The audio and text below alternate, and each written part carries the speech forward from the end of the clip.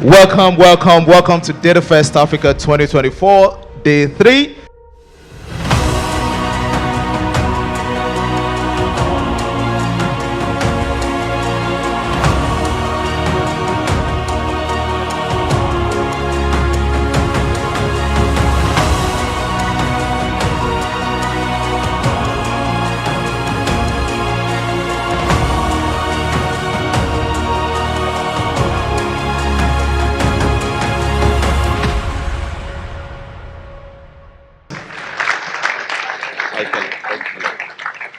Data Fest. I'm sorry. Data Fest. That's better. Alpha. Sorry. Alpha. Auna day. Tell me. Come on. Yeah. Firstly, I'd like to say thank you so much for collaborating with each other, being part of the community. And I would like to say a special thank you to all of the organisers here for looking after me. They're amazing. I felt especially welcome. And I tried my first Nigerian food yesterday, and it was edike gong. So, is that right? Did I say it right? Okay, cool. So it was awesome. So today we're going to talk about community and building communities, especially in the era of data and AI, and how important it is. And I'm going to tell you a story that's going to support all of this. It's a story about the past, but it'll come together with information about the time that we're in now and how community can work together to help each other prepare for this era of AI. We'll also see what the critical role is with communities and how their role plays in and how their role plays with preparing for data and AI technologies in the future. We also have a call to action. We'll have some time for questions. And I think we've got a bit of swag to give away. Is that right, Tina? Yeah?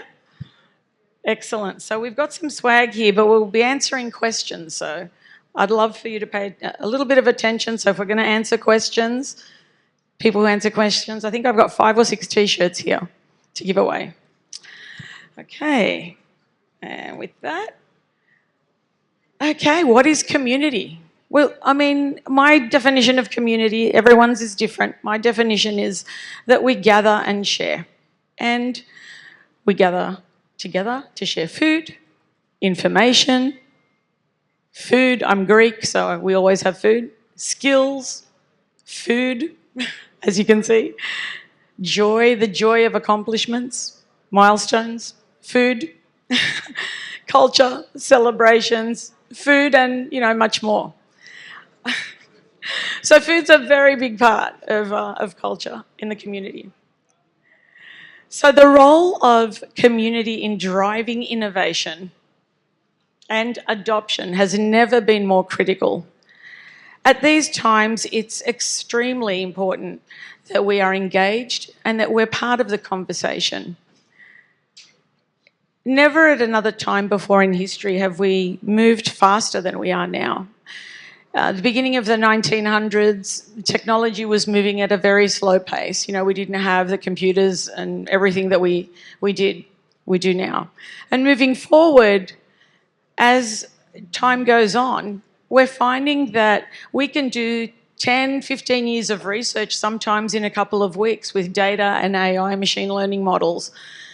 And I'm not an expert on data and AI. I'm not an expert on data and AI in those industries, but I am here to talk about how community can prepare themselves and be ready for this. And the most important thing is that we need to be part of the conversation. Okay. So, there we go. So the PC helped democratise knowledge and it expanded access to information. And the person who said this is Jared Spataro. He's a Microsoft CMO at work, and he had a recent article which I will give you a link to. It's in the deck we can share with everyone. And he's absolutely right about that. The PC helped spread the word about technology, help people learn, gave us a tool to connect with each other. And that's all great. But now it's a little bit different. Oops. Now AI uses our technologies and it democratizes the expertise applying knowledge to solve a problem. So a piece is a tool. And AI will be trained on the data that we provide. AI will be trained on the data it can access. And AI will draw its own conclusions based on the data that we give it. So if we are not part of the conversation and we are not in a community, we won't be heard. Our voice won't be heard. So we need to be present together and learning and connecting with each other as much as possible.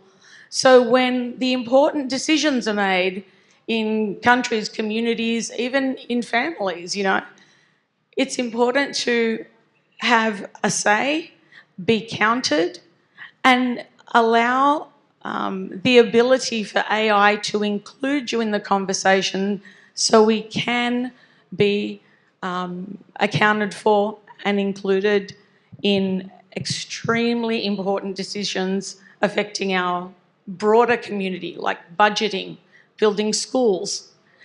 If we are not there to say, hey, our community is over here and these are our needs, nobody will know what our needs are.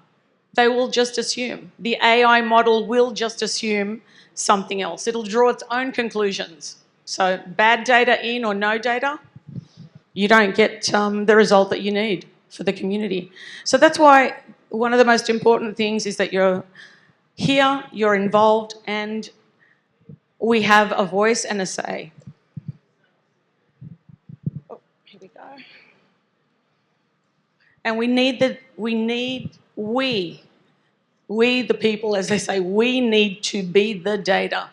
It's not just providing data. We need to be the data to be represented and included. And by we is how old are we? What are the needs of a specific community? Maybe that's not already documented on the internet. So maybe somebody in another country has an AI model that's not picking up all of this information. Maybe there are really important nuances for environments and for building infrastructure that aren't apparent just by simply typing in data. And so because of that, we need to be the data and we need to have our information absolutely included some way. And the way to do that is connecting with your community and making sure that people are upskilling and learning as they go. Now, I'm going to tell you a story about how we can benefit from technology. And it's going to be a story about the past. So I'm going to go over here. And here we go. So people don't know my background. For those who don't know, I have a Greek background. My parents, my mum grew up in a very poor village in Greece. She moved to Australia in 1963. She met my dad, they got married, and I was born. And then from there, basically, it was really tough as a migrant to get access to basic educational services. Excuse me for a moment. And because of that, I kind of grew up with a chip on my shoulder because I really wanted to get access to things. But how do you do that when you don't have a community, when you don't have people who have the same interests who are around you? It was very hard back then to find out what was around. So let's take you through to the next slide here. So when you don't have the information, it takes several generations to succeed. And I'll demonstrate this to you here. You'll see this slide here. So this is my family. So this is my family. That's my mum, see where the yellow arrow is? That's in 1945. And there's my grandmother's holding her. There's a whole bunch of kids. And there's a green circle on that screen. And that green circle, you might notice something. That's the only person in the photo who has shoes. Everyone else does not have shoes. My mum didn't have shoes till she was 8. So the only person who had shoes was the one who went to school, and only one child went to school.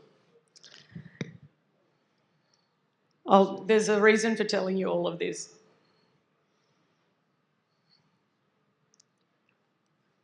There we go. Oh, no, come on. Okay, so 1963. So that was my mum before, remember, you know, the child in my grandmother's arms. She grows up in a village, she's working really hard, didn't go to school, I think, after the 2nd grade, and even then she was only going 1 day a week. By the time she was 18, she left the village, went into the biggest city in Greece, where they found out that Australia was doing a massive migration effort. And these are photos of the 1960s where boatloads of Greeks, Italians, etc. were coming into Australia with one suitcase for a better life. Yep, awesome. So 1970s. So they've arrived on the boat. So 1970s now. You know, my mum and dad are married. One of the key milestones in that decade was I was born. That's the top left-hand picture. And then, you know, trades and technical work of all these migrants, you can see the 2nd generation Greeks, they started to work in industries that were small businesses, and they followed their parents in all of those endeavours. In the 70s also we have the rock bands here, ABBA, and in the 80s we also had Whitney Houston, Purple Rain, Prince, Wham, and Madonna. So when they first started, they basically worked really, really hard, and then the 2nd generations started to do more technical roles. The 1st generation usually does not go into a technical role, and this is where community is so important. When you land somewhere, or when you're trying to better yourself in life, you know, like I was trying to do, you need community. Okay, by the 1990s, you see we're putting the rock stars in here, so it's a bit of an influence for me growing up. The 1990s, we have professional services, and so Greeks were going into different industries. So this is how people progressed. You go from the 1970s, where they're working for other people, small businesses, etc. 1980s, we get to the point where, okay, we're getting educated. 1990s, the professional services, the 2nd generation starts doing a little bit more in law and accounting. And you might think about that theme as when you land in a country, your parents want you to be a doctor or a lawyer. That was the whole thing. Now it's going to tech. So then you also go into healthcare and things like that, which are natural industries for people who go into another country, because they're naturally nurturing most of the time and they love feeding people, and this is why Greeks are in all those industries. Yep. So during the 90s, we have all of these bands here. Remember, we're going to ask some questions later. Okay, moving on to the 2000s. So education and teaching became a popular profession. And you'll notice now that we've got information technology in the 2000s. The point I'm trying to make, if I haven't been super clear about this, is that, you know, back then when my mum was in my grandmother's arms, she didn't know where she would be in the future, but the future was bright. They go into another country, and it's the 1960s and 70s, they don't have a lot of education. Without the community and without knowing where to access all this information and having someone to help teach you, it took 30 years for people to start learning about technology. The reason why it's important to connect and learn now is that every time there's a new milestone, You can find it from somebody who's already in your community. When you're connecting with each other, you're sharing information, you're building and lifting each other up, and you're learning faster, you're getting certifications faster, and you don't have to wait the 30 years that it took. So you kind of skip a generation, right? I don't know what happened to the thing. Sorry. So what have we learned so far? We've learned that, I work at Microsoft. My family has no clue what I do. Everyone's a blue-collar worker. My mum thinks I should move back to Australia and work in a bank because they have a computer there. So that's what I should do, right? I know. And so nobody knows what I do in my family. But because I was able to access a little bit of education later in life, because I don't have a degree, I was able to go and work for a fantastic company who supports me. Now, in the 2000s, we see that, again, teaching became a good profession. And then in 2010, we start seeing a bit more diversity when it comes to careers, because that's at the 40-year mark.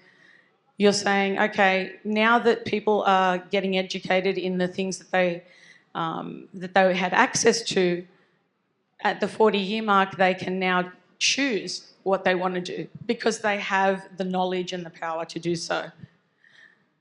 And then in 2020, they go into leadership roles. So let's count. 7 years, 8, 9, 10, so what is it, 50 years. So who wants to wait 50 years? Nobody wants to wait 50 years to succeed. That's 2-3 generations. And the reason that it takes so long is because they don't have access to information. They didn't have a community. For me, I did not have access. Nobody in Australia, in Sydney, growing up, nobody looked like me who was doing computer science at all. It wasn't even offered in school. And when it was offered in school in the 1990s and 2000s, it was offered mainly to boys' schools in my area. Girls did not get access to it. I was fortunate enough to get access because my dad always believed in education, so did my mum, but I didn't get a degree. So it doesn't matter what your circumstances are. You can always connect with the community and learn and grow and get your certifications. So that's that piece there. Oh, sorry. Can we go to the next slide, please? All right. So first of all, who can name one band on the slide? Hands up. Yeah? Yeah? You're first? One band. Name one band on the slide. ABBA. Good job. That's my favourite. There we go. Oh. Okay. Who else can name a band on the slide? Sorry? Oh, good job. There we are. Whitney Houston. All right. What decade was I born in? Thanks a lot, guys, for reminding me. And he said it so loudly too. There we go. All right, we'll wait for another one for the next one. Hang on 1 second. I'm just going to take a drink of water. How do you say water? Water? Okay.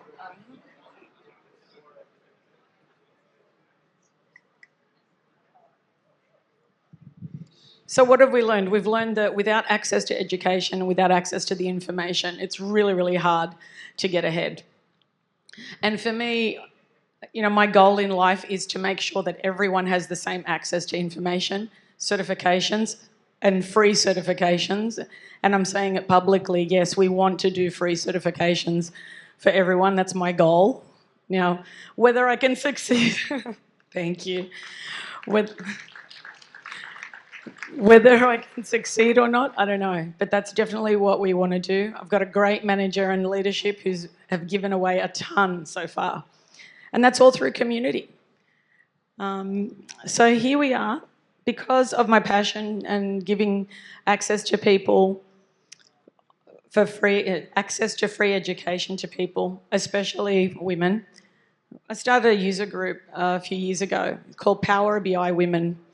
And this is a testimonial from Deborah Jones. Deborah Jones is on our leadership team as well now. She's one of the leads. And she learned through our group. She had a lot of support, well, but she was also super smart. I see a lot of the things that I see in our user group here. I've spoken to a ton of people in the last couple of days, and I hear your struggles. I hear how it is, and I absolutely feel it, because when you come from a situation where, not everyone has a computer, which just shocks me, right? So people need access to the tools to help them learn, and they also need access to the certification and education. And we're going to work on that. Okay, next slide. Okay, so we have a great Fabric community. And the Fabric community at Microsoft has a ton of products and a ton of information, and also will help you learn and grow. The Fabric community is a place where you can come and ask questions. So if you get to the library, you're on a computer, or you're a data professional, you're a data analyst, you're an architect, because there's a lot of you here that are, and you can ask the community questions and they'll answer. I know that there's a couple of MVPs here. There's some super users here as well, and I'll explain what that is in a minute too. So it's not only to just go to the community and learn and grow and ask questions, it's also helping others too. It's a place where you can go to answer questions once you've learned. So there's always the giving, and also about asking questions as well. If you go to the next slide, please. Yep. So this is where the best part happens, I think anyway. And that's in the user group space. So there's a QR code there. And what you can do in the Microsoft Fabric community is you can go and learn about a user group in your area. So find a user group in your area, connect with your community, and start your journey to take you to the direction that you want to go to. So we'll go to the next slide. Okay, so finding your user group, participate and determine your role, and you build a path to your future. So you go into the website, you find a user group in your area. Yesterday I spoke to some of the Fabric community, and they were interested in starting user groups in their area because there wasn't one. If you're interested in starting a user group, please get help with doing that. It's super important that we are there for our community to help them learn and grow. And if you do need help, we're around. We can absolutely help you with that. We can help you connect to speakers who can come and speak to your user group. And, you don't have to have it in person, but I'm told that here a lot of people want to learn in person, which is fantastic. And so what we want to do is make sure that you're supported in every way. Then you can build a path to your future. You don't have to wait the 40 years or 50 years for your family to succeed and be better off. So what we're trying to do is accelerate it. Okay, next slide. Okay, so again, why is it important to be with your community? Because you need to be the data. We need to be the data to be represented and included. To learn about how to do that and how to learn and how to grow, it's important to be with a user group, with a community. It doesn't have to be with Microsoft Fabric. I'd love you to do it, to do that and join us. It's a great community. But in order to make sure that our AI models and the data is there, we need, and I'm going to keep stressing the same thing, we need to be present and we need to document and we need to make sure that our voices are heard and you can be represented in the data and AI models that are coming up to plan all of your futures. Governments and everything are starting, and companies are doing these experiments now where AI is just thrown into a company all of the information's coming out, and there's a lot of people giving feedback, but there aren't enough. So we need your help in the community to join together, go and learn about all of your skills that are available to you and the feedback options. Get involved, learn more, and connect with people.